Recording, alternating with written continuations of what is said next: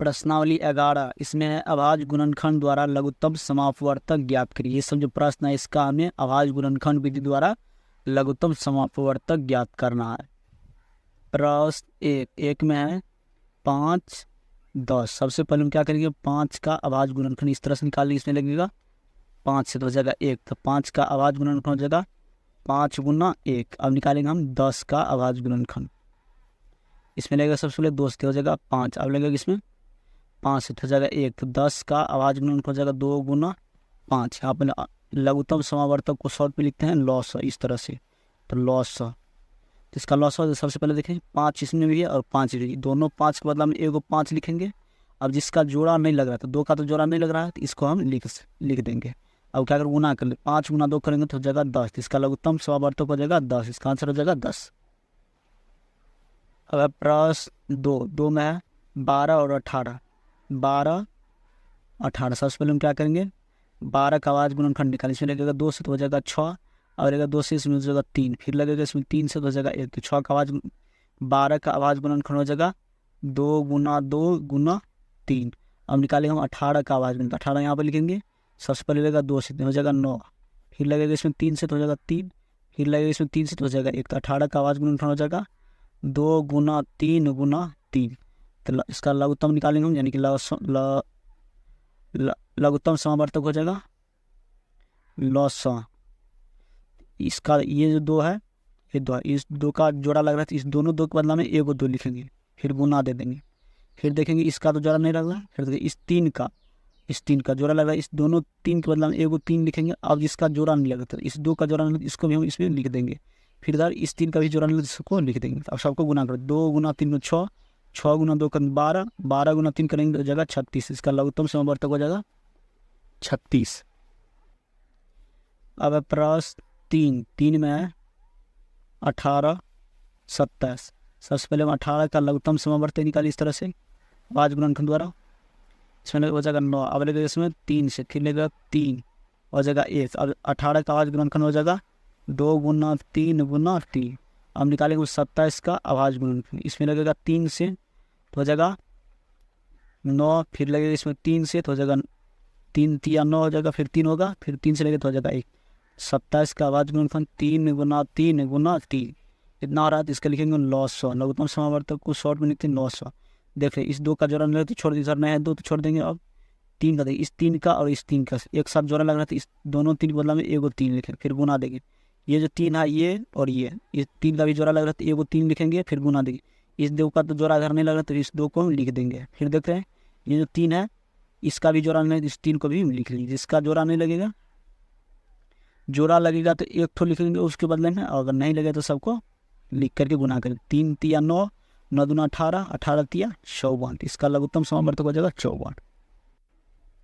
अब प्रश्न 4 20 30। सबसे पहले 20 का अभाज्य गुणनखंड निकालेंगे। इसमें 2 से लगेगा तो हो जाएगा 10, फिर 2 से लगेगा तो हो जाएगा 5, फिर 5 से लगेगा तो हो जाएगा 1। तो 20 का अभाज्य गुणनखंड 2 गुना 2 गुना 5। अब निकालेंगे 30 का अभाज्य गुणनखंड।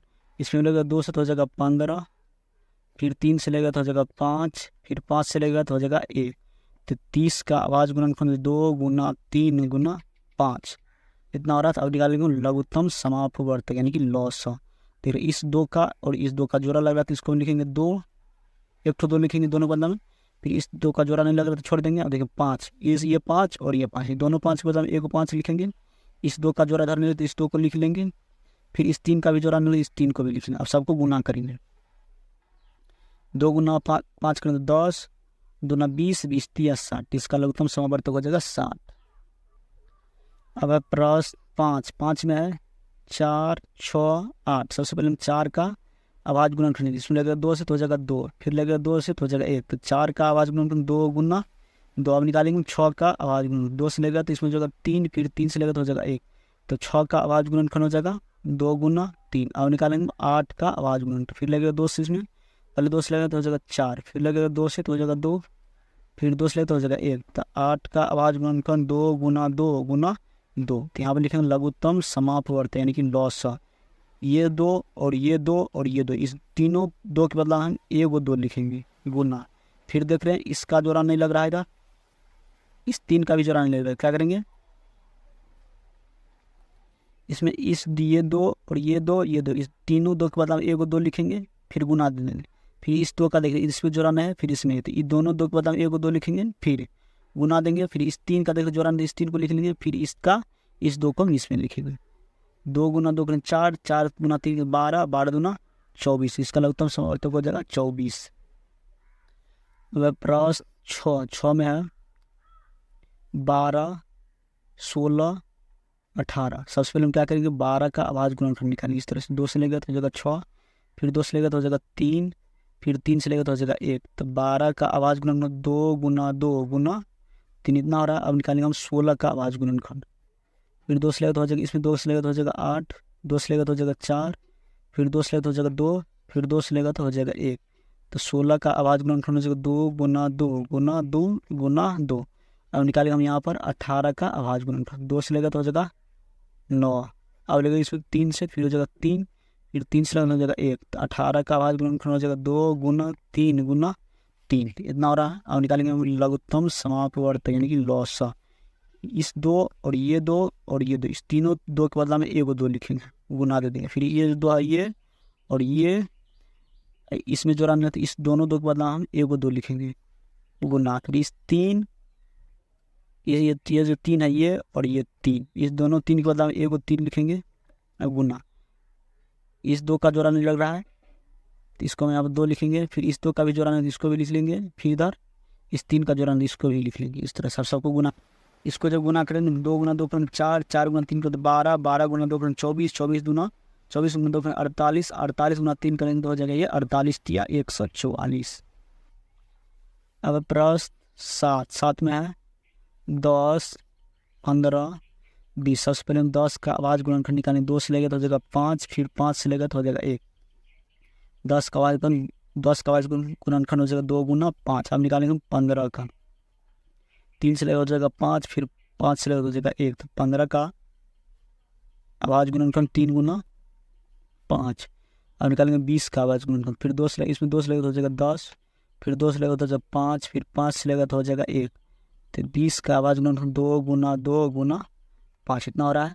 अब हो जाएगा लघुत्तम समावर्तक यानी कि लॉस। ये 2 इसका इसमें दोनों है और ये 2, इस दोनों 2 के बदला में 1 और 2 लिखेंगे, गुना। ये जो 5 और ये 5 और ये 5, ये तीनों 5 के बदला में 1 और 5 को लिखेंगे। ये 3 है, इसका भी जोड़ा नहीं लगता, इसको हम लिखेंगे 3 गुना।